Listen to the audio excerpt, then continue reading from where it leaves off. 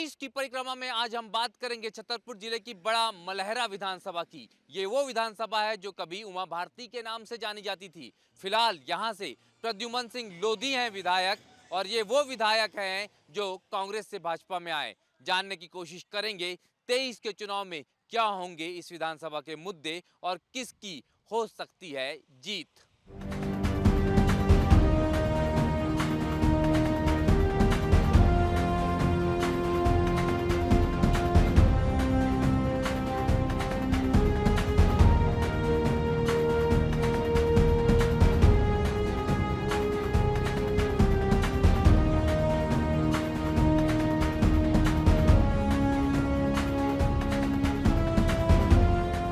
बड़ा मलहरा विधानसभा क्षेत्र की हम बात करते हैं तो यहाँ सबसे प्रसिद्ध तीर्थ स्थल जो है वो है श्री दिगंबर जैन सिद्ध क्षेत्र द्रोणगिरी। ये बहुत ही यहाँ का प्रसिद्ध तीर्थ स्थल तो है ही, साथ में माना इसको सिद्ध क्षेत्र जाता है और कई सारे कारण हैं। आचार्य विद्यासागर जी का जो है यहाँ से एक विशेष कहीं ना कहीं नाता रहा है। किस तरह से इस मंदिर के बारे में जो जानकारियाँ हैं वो क्या हैं? ये सिद्ध क्षेत्र द्रोणगिरी लघु सम्मेशकर जी के नाम से जाना जाता है। यहाँ आचार्य विद्यासागर जी महाराज ने सबसे पहली मुनि दीक्षा मुनि समय सागर जी को 1982 में दी है। और यहाँ पर नीचे 24 जनालय का पंचकल्याणक भी आचार्य श्री विद्यासागर जी महाराज के सानिध्य में हुआ है। यहाँ से गुरुदत्त केवली 8.5 करोड़ मुनि मोक्ष को प्राप्त हुए हैं। बहुत ही प्यारा सिद्ध क्षेत्र है। लोग देश विदेश से लोग आते हैं दर्शन करने के लिए। तो ये वो जैन तीर्थ स्थल है जो प्रकृति की गोद में है, और हम आपको चारों तरफ दिखाएं इस तो चौतरफा पहाड़ के ऊपर बने ये मंदिर बताते हैं कि किस तरह का शांति, किस तरह का सुकून यहाँ पर मिलता है और किस तरह की सिद्धियाँ मिलती है। और शायद यही कारण है कि जैन संतों की सिद्धि और दीक्षाओं का और साथ में मोक्ष का ये एक बेहद प्रसिद्ध स्थान माना जाता है, बड़ा मलहरा में स्थित द्रोणगिर जैन मंदिर।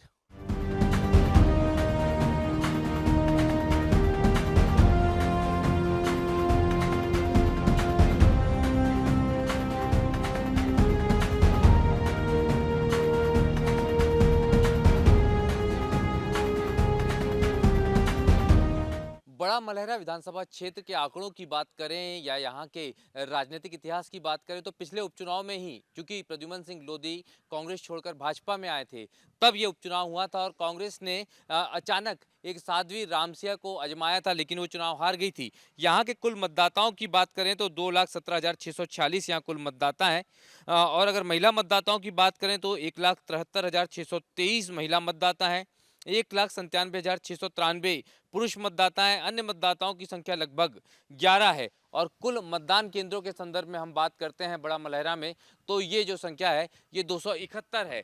और फिलहाल सबसे महत्वपूर्ण बात यह है कि चूंकि बड़ा मलहरा हमेशा उमा भारती के प्रभाव वाला क्षेत्र रहा है, उसका एक बड़ा कारण ये भी रहा है कि यहाँ सबसे ज़्यादा वोटों की संख्या लोधी वोटों की है। कुल मतदाताओं की संख्या 2,17,000, पुरुष मतदाताओं की संख्या 1,14,000 के लगभग, महिला मतदाताओं की संख्या 1,40,000 के लगभग। कुल मतदान केंद्रों की संख्या 271। पिछले चुनाव में भाजपा की प्रद्युम्न सिंह लोधी ने की थी जीत हासिल। कांग्रेस छोड़कर भाजपा में शामिल हुए थे प्रद्युम्न सिंह लोधी। प्रद्युम्न सिंह लोधी ने उपचुनाव में कांग्रेस की साध्वी रामसिया को दी थी मात। बक्सवाहा की खदान न चालू होने से लोगों में नाराजगी। बेरोजगारी बड़ा मलहरा का सबसे बड़ा चुनावी मुद्दा। किसानों को आश्वासन के बाद भी नहीं मिल पा रहा है सिंचाई के लिए पानी। उपचुनाव में किए गए वादे पूरे नहीं कर पाए विधायक। विधानसभा क्षेत्र में स्थानीय प्रत्याशी की दोनों पार्टियों में मांग।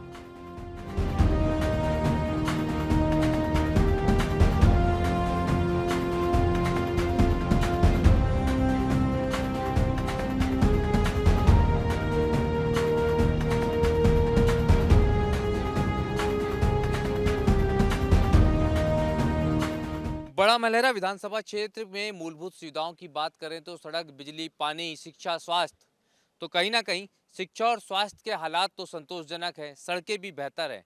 लेकिन बिजली और पानी को लेकर यहाँ समस्याएं हैं। खास तौर पे पानी को लेकर कई सारे वादे हुए, और उसमें भी अगर सिंचाई की बात करें तो उसको लेकर योजनाओं के वादे पिछले एक दशक से हो रहे हैं। पिछले उपचुनाव में भी सरकार आई, बड़े बड़े वादे करके चली गई, लेकिन यहाँ के किसानों के हाथ पानी नहीं लगा और अब भी हालात कुछ ऐसे ही हैं। उम्मीद है कि अगले चुनाव के बाद यहाँ तस्वीर ज़रूर बदलेगी।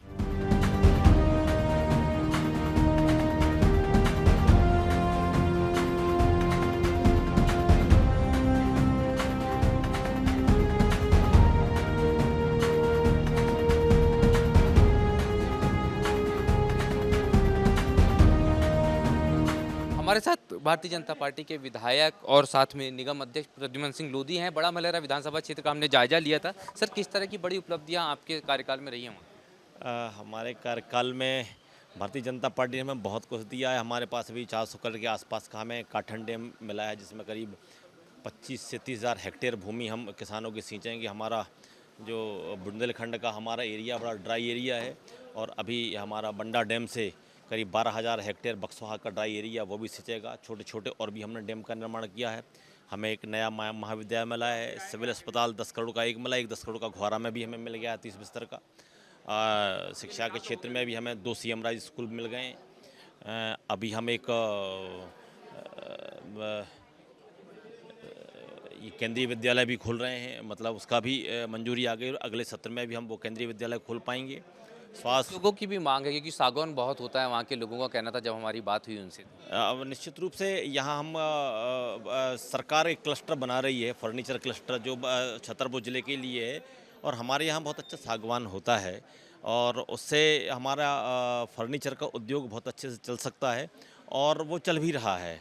परंतु इसको आगे बढ़ाने की दिशा में सरकार की ओर से भी प्रयास किया जा रहा है। माननीय प्रभारी मंत्री उसमें लगे हुए हैं, और बहुत जल्दी फर्नीचर क्लस्टर के रूप में हमारा छतरपुर जिला डेवलप होगा, जिससे हमारे क्षेत्र को भी रोजगार मिलेगा। साथ में जो हमारा हीरा उत्खनन का काम था, उसमें भी हम काफ़ी हद तक आगे आए हैं, और आने वाले समय कुछ स्वीकृतियां शेष रह गई हैं, वो जैसे ही आएगा तो हमें और भी जो बक्सवा में मतलब ये है कि रोजगार स्थानीय लोगों को मिलना शुरू हो जाएगा। बहुत जल्दी, जैसे ही हमारी 2-3 पर्यावरण की और 1-2 स्वीकृतियाँ जो हैं वो मिल पाएंगी, तो निश्चित रूप से हमको वहाँ काफ़ी रोजगार भी मिलेगा, और CSR फंड से हम और भी डेवलपमेंट वहाँ कर पाएंगे। तो यहाँ पर जो है सब कई महत्वपूर्ण मुद्दे हैं जिन पर जनता से बात हुई थी, और उस पर आश्वासन है भाजपा विधायक प्रद्युमन सिंह लोधी की तरफ से कि ये तमाम कार्य जल्द पूरे हो जाएंगे।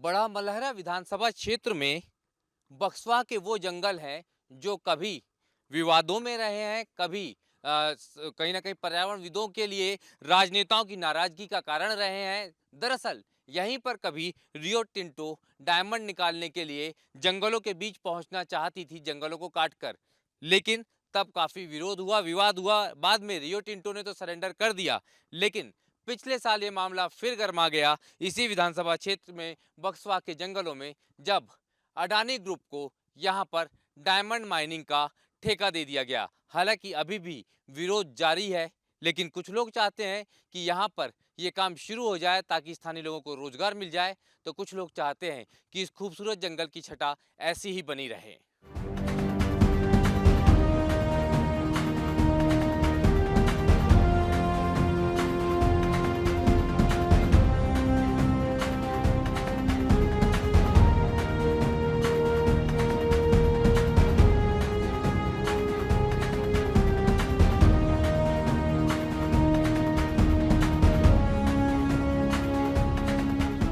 बड़ा मलहरा विधानसभा में जो क्षेत्र है उसका ऐतिहासिक महत्व है, और अपना महत्व है गोंड राजा सूरज शाह के कारण। ये जो पूरा क्षेत्र है यहाँ हम देख सकते हैं बावड़ी और काफ़ी घने जंगलों में यहाँ से वो किला पहुँचता है जो शंकर शाह से जुड़ा हुआ माना जाता है। लेकिन सबसे बड़ी बात है कि इसी गांव में, इसी क्षेत्र में, इन्हीं जंगलों में राजा शंकर शाह के गुम जाने की किंवदंती भी है, और माना जाता है कि एक बड़ी अनोखी घटना हुई थी, और जिसके बाद में शंकर शाह कभी वापस, सूरज शाह कभी वापस दिखे नहीं। क्या पूरी कहानी है वो?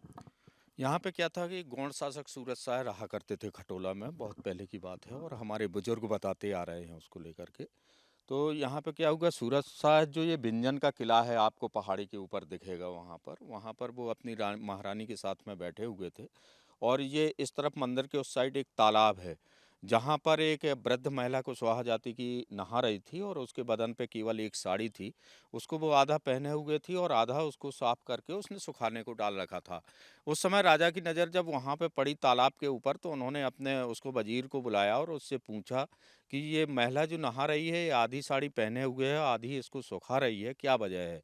तो उन्होंने कहा कि महाराज, यहाँ पे अकाल पड़ा हुआ है, पानी की बारिश नहीं हुई है, इस वजह से लोग बाग परेशान होकर के गरीबी में इस तरह से कर रहे हैं।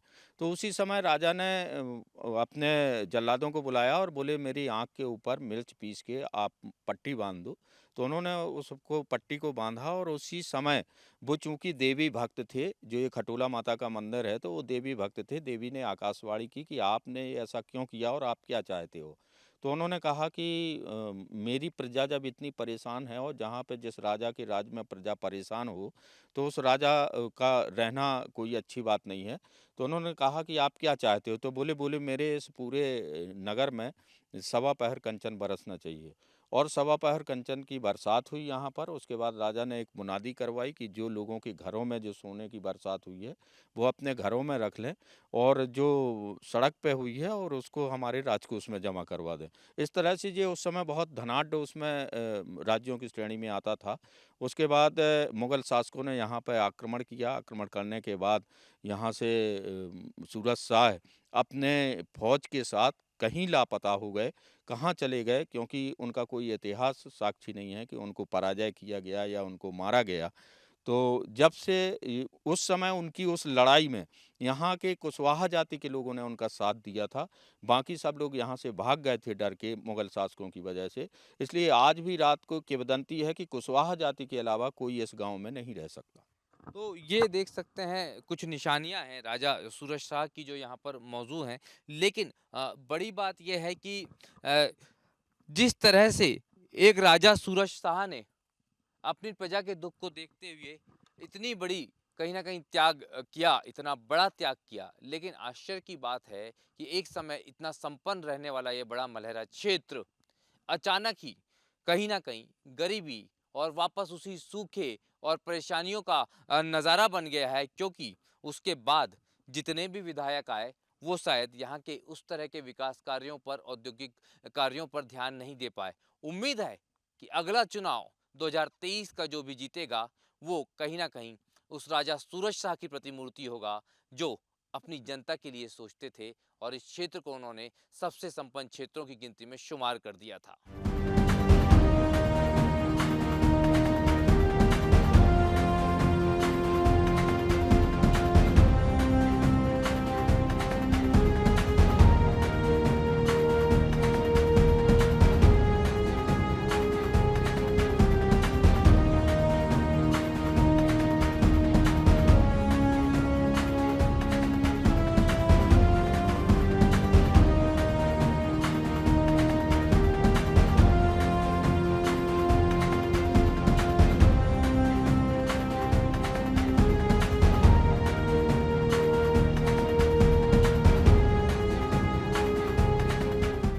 बड़ा मलहरा विधानसभा के चुनावी मुद्दों की बात करें तो यहाँ पर पानी एक बड़ा मुद्दा है, लेकिन विकास कार्य भी कितने हुए हैं, कितनी तस्वीर बदली है। कभी ये क्षेत्र जो है वो उमा भारती जी के नाम से पहचाना जाता था, लेकिन उसके बाद में यहाँ बदलाव कई दफ़ा नज़र आए। और अगर हम बात करें वर्तमान विधायक प्रद्युम्न सिंह लोधी की, तो उनके साथ विशेषता ये रही कि उन्हें दोनों ही पार्टियों का प्रतिनिधित्व किया है। सबसे पहले यहाँ जो बुजुर्ग अम्मा जी हैं, सक्रिय हैं, उन्होंने इस क्षेत्र को कई सालों से देखा है। अम्मा, कैसी हालत है ये क्षेत्र की? कितना विकास हुआ, कितने काम हुए यहाँ? बढ़िया काम भाव और केवल भ्रष्टाचार मचू। हम बताइए जमीन लगे फूल वाले हड़ब्बे सो ऐसो करो जी में सुधरे अतकारी बिक जात पूरे। मैं तहसीलदार एसडीएम सब अपनो बाप है वे कहला इनको बापा ऐसो हुआ मचू। अच्छा, ये बताओ आप तो कि ये कभी अधिकारी के पास कोई काम के लिए गए, काम हो पाया नहीं? गए हैं हो पाओ अब रहेगा जैसी भाव और नहीं भाव पैसा मांगा। हम गरीब हैं, सब्जी बेचा कहाँ से देवे, उनके हार देवे। अच्छा, ये आपने इतने साल से देख रहे हैं यहाँ पर कोई व्यवस्था सुधरी यहाँ की पहले की तुलना में? सुधरी है वो कछू नहीं सुधरी। जो पहले से सब भ्रष्टाचार मचू। केवल ये भूमि माफिया गरीब ना चींठे खा रहा है।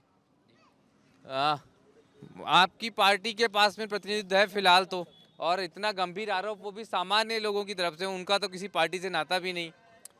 देखिए क्या है कि मेरा मानना है, मेरा पार्टी के साथ हूँ, लेकिन मेरा एक संघर्ष यहाँ चल रहा है लगातार। मैं 10 साल से राजनीति में हूँ और इन सब की जो वजह है वो हमारे यहाँ लोकल का प्रतिनिधित्व नहीं हो पा रहा है।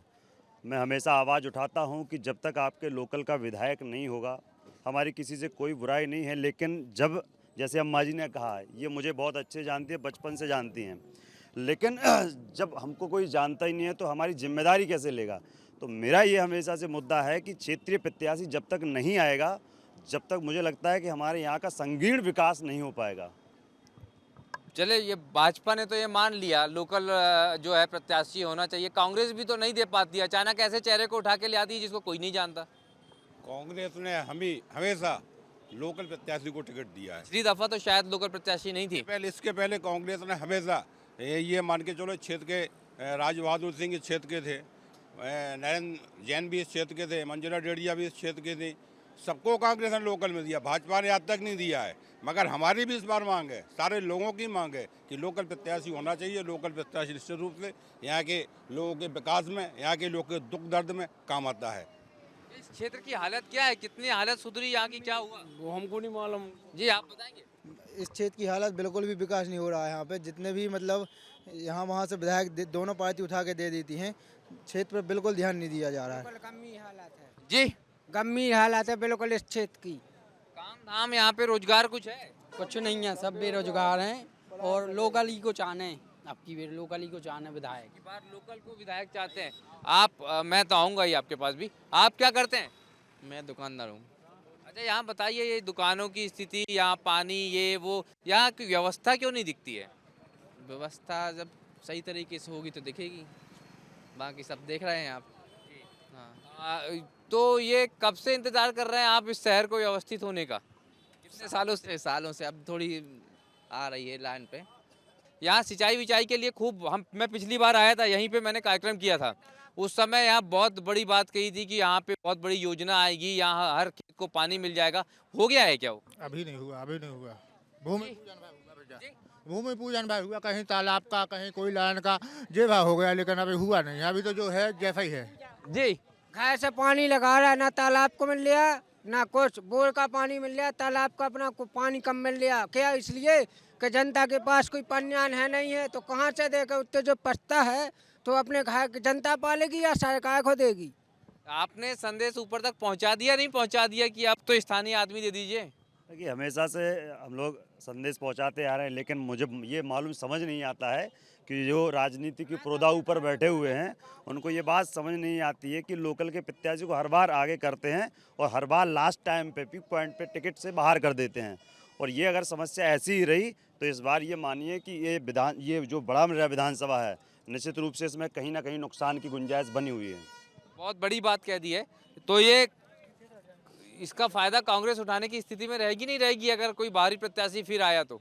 निश्चित ही कांग्रेस इसका फायदा उठाएगी और इस बार पूरे प्रदेश में और हमारे माननीय राहुल गांधी जी की भारत जोड़ो यात्रा जो एक संदेश लेकर के देश में जा रही है, निश्चित ही प्रदेश में सरकार बदलेगी और देश में भी कांग्रेस पार्टी अच्छा अपना भागीदारी दिखा पाएगी।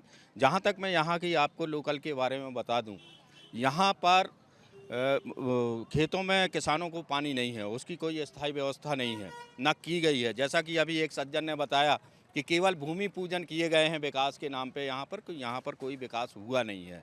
दूसरी बात यह है कि हमारी कांग्रेस पार्टी ने यहाँ पर 3 बार यहाँ पे स्थानीय लोगों को टिकट दिया, लेकिन लोगों ने उनको स्वीकार नहीं किया और किन्हीं कारण बस उसकी वजह थी। मैं आपको वजह भी बता दूं कि जैसे मंडला डेड़िया को टिकट दी कांग्रेस पार्टी ने, उस समय कपूरचंद घुआरा चुनाव लड़ रहे थे यहाँ से और सत्ता से उनका चुनाव था, इसलिए कपूरचंद घुआरा को सत्ता ने अपने धन बल पद बल का उपयोग करके उनको चुनाव जिताया। ठीक इसी तरह से जब राज बहादुर सिंह चुनाव लड़े थे, नन्नू बन्ना जी चुनाव लड़े थे, तो उनके साथ भी इसी तरह की ऐतिहासिक पुनरावृत्ति की गई। अब हमारी मांग ये है यहाँ पे स्थानीय लोगों की, यदि स्थानीय व्यक्ति को कोई भी पार्टी टिकट देगी तो सभी लोग उसके साथ होंगे और निश्चित ही हमारी कांग्रेस पार्टी टिकट देगी स्थानीय प्रत्याशी को, तो कांग्रेस पार्टी ही यहाँ से विजयी प्राप्त करेगी। पिछले बार भी ये बात हुई थी, कुछ सारे लोग थे स्थानीय, जब दोनों ही पार्टी स्थानीय को टिकट नहीं देती तो निर्दलीय क्यों नहीं आता? निर्दलीय यहाँ लड़ा मगर जनता ने उसको स्वीकार नहीं किया। अच्छा, दूसरा ये बताइए, यहाँ तो बहुत जैसे हरियाली इतनी है, इतने अच्छे अच्छे स्थान है, खजुराहो से ज़्यादा दूर नहीं है, यहाँ तो पर्यटन के लिए भी कुछ हो सकता है। बहुत शानदार यहाँ पे भीमकुंड है, जैनों का क्षेत्र है, द्रोणगिर क्षेत्र है, यहाँ पे बहुत पास में अर्जुन कुंड है, बहुत सी संभावना है यहाँ विकास की और बहुत बहुत पर्यटन स्थल यहाँ 2-3 बन सकते हैं, मगर सरकार इसको ध्यान नहीं देती है। सागौन भी यहाँ बहुत होता है, उस हिसाब से कुछ उद्योग वगैरह यहाँ पे हैं, कुछ है इंडस्ट्री वगैरह? बिल्कुल कुछ उद्योग नहीं है, सागौन लकड़ी की तो कोनो है ही नहीं है। कुछ नहीं है यहाँ पर। ये जो स्थिति है, जिस तरह से हम अगर आप बात करें तो अगर आपके किसी पसंद के व्यक्ति को पार्टी टिकट दे देती है, कौन कौन से क्षेत्रों में काम करना चाहेंगे आप लोग? देखिए जैसा कि अभी एक बताया था कि पानी का क्षेत्र जो हमारा है, ये चूँकि बुंदेलखंड का हम केंद्र में बैठे हुए हैं, हमारे यहाँ रोजगार की उतनी ज़्यादा संभावनाएं बनती हैं, लेकिन चूँकि यहाँ प्रतिनिधित्व नहीं हो पा रहा है लोकल का, इसलिए वो बात ऊपर तक नहीं जा पा रही है। सबसे पहले अगर ये बात आती है कि लोकल के प्रत्याशी को टिकट, तो सबसे पहले तो जो पानी की हमारे यहाँ समस्या है, वो सबसे पहले गंभीर समस्या है, उसको दूर करने का काम करेंगे हम लोग। दूसरा हमारे यहाँ रोजगार जो है, हमारे यहाँ अभी एक प्लांट आया था तो उस पर कोई पहल नहीं हुई, वो कैंसिल हो गया। तो सबसे पहले एक वो बड़ा प्लांट है जिसमें कम से कम 10 से 15 हज़ार हमारे यहाँ के युवा जो हैं वो रोजगार में लगेंगे। साथ ही साथ यहाँ पर जो लकड़ी, आपने अभी सागौन की बात कही, हमारे यहाँ बुंदेलखंड का सबसे ज़्यादा सागौन पाए जाने वाला क्षेत्र हमारा बड़ा मलरा विधानसभा है, उस पर काम करने की आवश्यकता है, क्योंकि यहाँ का सागौन पूरा बाहर जा रहा है। अगर ये फैक्ट्री यहीं लगा दी जाए तो ये मान लीजिए कम से कम 10,000 से ज़्यादा युवा उसमें काम लगेंगे और उन्हें रोज़गार मिलेगा। हमारे यहाँ हीरा की खदान जो पन्ना के अंदर है, हमारे यहाँ जो वहाँ से बाहर के लोग आके और उसमें जॉब कर रहे हैं, तो सबसे पहले तो ये है कि वो हमारे लोकल के जो युवा हैं वो उसके अंदर लगें, तो कम से कम ऐसे पूरा मिला जुला के युवाओं को रोज़गार मिलेगा और हमारे यहाँ बहुत से ऐसे संसाधन बनेंगे।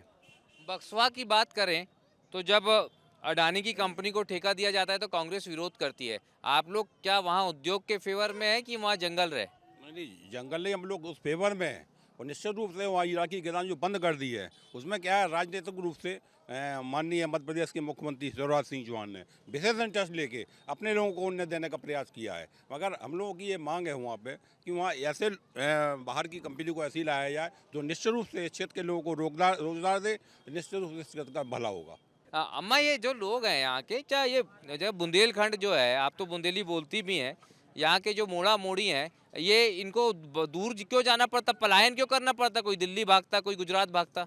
अब क्या कह दिए, सब यह साधन नहीं है तो अभी तो भागे ही ना दिए, गल्ला पानी ना कछू, परेशान हुई है सुबह तो जहाँ उनको पेट पले होते पाले जो है ना। कितनी बड़ी संख्या में पलायन है यहाँ पर? यहाँ पर आप यहाँ की जनसंख्या की आबादी का आप देखें तो यहाँ पर 60% लोग पलायन करते हैं। ये किसी क्षेत्र के लिए एक बहुत बड़ी विडंबना की बात होती है और किसी प्रदेश की सरकार के लिए बहुत बड़ा सोचनीय विषय होता है। यहाँ पे जैसा कि मैं आपको बता दूं कि यहाँ पर इको टूरिज्म की अपार संभावनाएं हैं, लेकिन यहाँ पे सरकार होने के बावजूद भी कोई ऐसे काम नहीं किए गए कि चूँकि यहाँ पे पर्यटन का विश्व प्रसिद्ध स्थल, हमारा यहाँ विश्व प्रसिद्ध स्थल खजुराहो है और उससे यहाँ को जोड़ दिया जाए तो यहाँ पे इको टूरिज्म के माध्यम से लोगों को रोजगार उपलब्ध होंगे। मैं आपको बता दूं कि यहाँ पर महुआ फूल बहुत ज़्यादा संख्या में पाया जाता है। महुआ फूल बहुत ज़्यादा संख्या में पाया जाता है और यदि यहाँ पर महुआ उत्पाद से संबंधित कोई उद्योग लगा दिए जाएँ तो यहाँ पे बेरोजगारों को रोजगार मिलेगा। साथ ही मैं आपको ये बताना चाहूँगा कि यहाँ पर जैसे कि आपने बक्सवाहा का नाम लिया, बक्सवाहा में हीरा की जो खदान है और उसमें कांग्रेस पार्टी विरोध नहीं करती। कांग्रेस पार्टी उस नीति का विरोध करती है कि आप नीतियों के तहत आप यहाँ के लोगों को अवसर दें, रोजगार के अवसर दें। हमारे यहाँ के लोगों को रोजगार मिलना चाहिए, ये नहीं कि आप हमारे यहाँ का हीरा ले जाओ और बाहर के लोग यहाँ पे नौकरी करें। इसलिए हमारी जो मांग है, कांग्रेस पार्टी की मांग है कि यहाँ पे हीरा की कंपनी स्थापित हो, लेकिन रोजगार यहीं के लोगों को मिले। आप क्या करते हैं? मैं हलवाई का काम करता हूँ। ये बताइए कि हर बार मिठाई जो है पिछले कई बारों से आप भाजपा वालों को ही खिला रहे हैं, क्या कारण है इसका? कारण कुछ नहीं है, वो हमके खिला रहे हैं, हम उन्हें खिला रहे हैं। अच्छा, वो आपको मिठाई खिला रहे हैं? जी हाँ, सब बढ़िया चल रहा है? बिल्कुल टनाटन। बहुत बढ़िया। अच्छा ये बताइए, आप कहाँ पढ़ते हो बेटा? कौन से स्कूल में पढ़ते हो? बंदा बंदा सरकारी है प्राइवेट? सरकारी। क्या है, कितने टीचर हैं, कितने मास्टर हैं, कितने लोग पढ़ाने आते हैं वहाँ? कितने लोग पढ़ाने आते हैं स्कूल में? कितने पढ़ाने के लिए टीचर हैं वहाँ पे?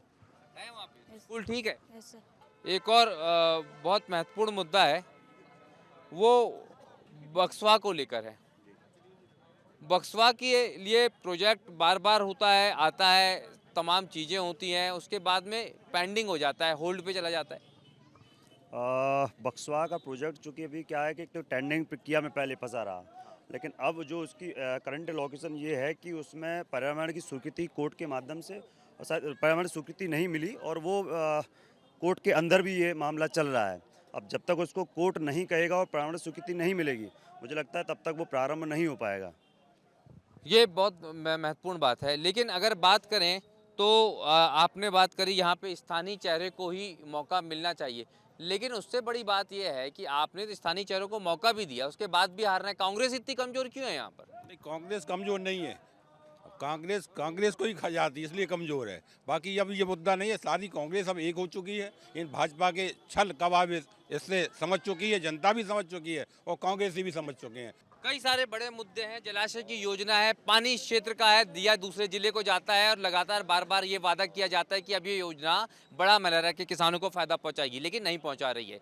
बात करें यहाँ पर उद्योगों की, उद्योग अगर एक बड़े उद्योग की उम्मीद होती है वो है हीरा उद्योग, लेकिन बार बार वो अटक जाता है, कभी राजनीतिक कारणों से तो कभी अन्य कारणों से। अगर बात करें यहाँ के सागौन की, सागौन यहाँ पर बहुतायत में उपलब्ध है, लेकिन उसके लिए भी कोई उद्योग नहीं है। पर्यटन की अपार संभावनाएं हैं, लेकिन उसको विकसित करने के लिए यहाँ पर सियासी जज्बा नहीं है। तमाम बड़े मुद्दे यहाँ पर हैं।